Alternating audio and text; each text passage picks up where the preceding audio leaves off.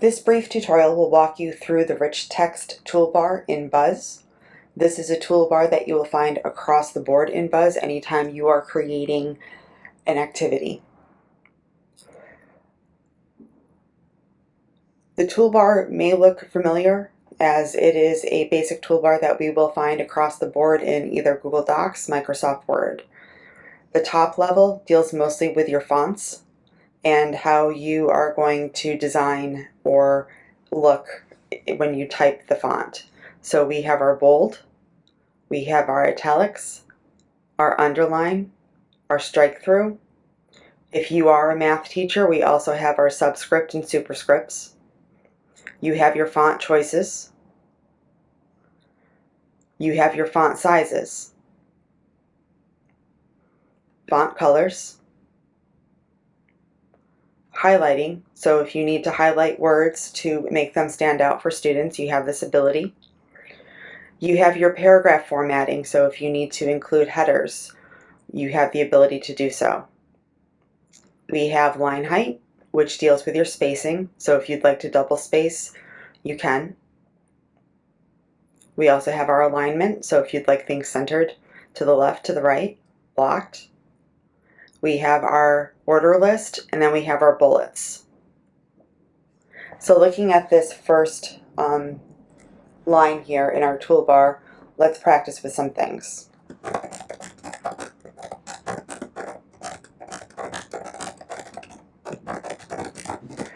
So I have my text written out, something simple that I've typed in. It could be something that you've copied and pasted into your assignment. It could be something that you've just typed, short, simple directions for your students.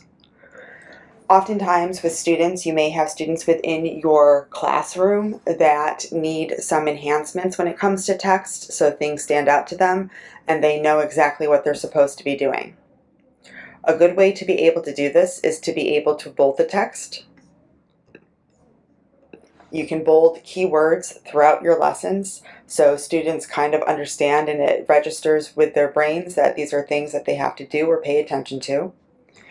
You can also italicize and underline. If you'd like to do a subscript, you can. And then if you make the mistake and click it, you just click it again to turn it off. If you want to do a superscript, same thing. You're going to click and then unclick to turn it off. If you would like to change your font, so oftentimes for elementary, we like to use Comic Sans. It's what students are used to. It's a little bit more elementary for them. So I can go to my font family and I can click Comic Sans. If I'm a secondary teacher, I may not want to use Comic Sans. I can also switch to something else. I can switch to Times New Roman, Georgia, and have my text there.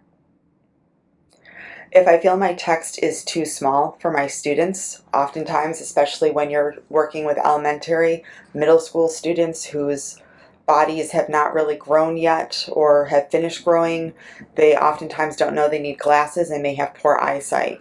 So if you would like to make your font larger, we can go to the font size. And we normally go with 18 for elementary. It sounds really big, especially when you use it in a Google Doc, but we find it kind of works in Buzz. And if I wanted to change my text color, I can do that as well. So if I have my bold word here, I can highlight it and change my text color to something that stands out for my students. Outside of just changing the color, I can also highlight. So if I highlight my text here, go to my background color, which is ultimately a highlighter, I can say I need this to be in light blue. And the text then can go into light blue, it can go into yellow. If I need to create a header, I can do, again, go to my paragraph formatting and choose my heading type. I can change my line height as well. If I would like this to be centered, I can. And if I need it to be numbered, I can, or if I need it to be bulleted. And you do have options for your bullets and for your numbers as well. The second part of our toolbar adds a little bit more style and fun and allows you to incorporate other items into your basic assignment. So students also have this ability. You can add emojis. So I can click on one, and to make it larger, just like the font, you can highlight it. And let's say I want this to be 24. The next one in my second one is to insert a link. So this is where if you would like to point them to a website, you can do so. The other nice thing about the link option is I can also point them to another course activity. So if after this I wanted them to go to an assignment or an assessment, I could actually click this, click my 3 lines, and it's going to take me to everything that's in my course, and I could actually choose something and have the students go there.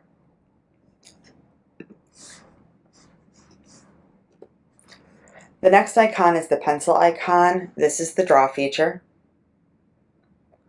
And then you have your insert image. So oftentimes for some lessons you may like to insert images to illustrate things to students. And what's really nice about using a electronic means to do so is the colors of the image can be clear. You know, when you photocopy things for your classroom, oftentimes they're black and white. They might become muddled when it's an image. And with the electronic use or through an LMS, those images can become clearer. So you actually have the option to upload. You would save it to your desktop and then upload it. You have the ability to link by URL, like you would be able to do in Google. And new, and what is kind of nice, is the image capture.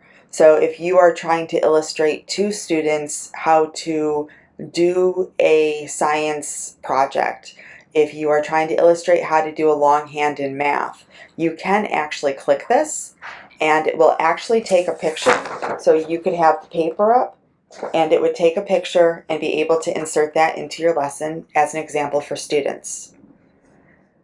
Next to the image is your YouTube. If you would like to insert a YouTube video, you can click this, paste your link in from your YouTube video, and the YouTube will become embedded.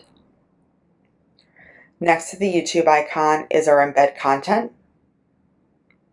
If you're a math teacher, we also have the insert equations, and you can also incorporate tables into a basic assignment. So again, if you're doing a science lesson, if you're doing a social studies lesson and you need to create a quick table, you can do so. It works very similar to if you're used to Smartboard.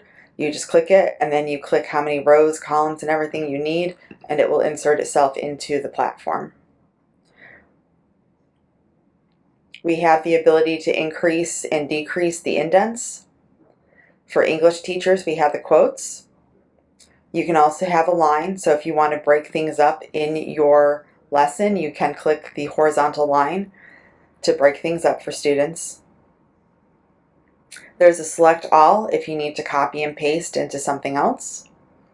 We also have a clear formatting, so if you've copied and pasted, comes in messy, I can clear formatting and it all goes back to what it used to be.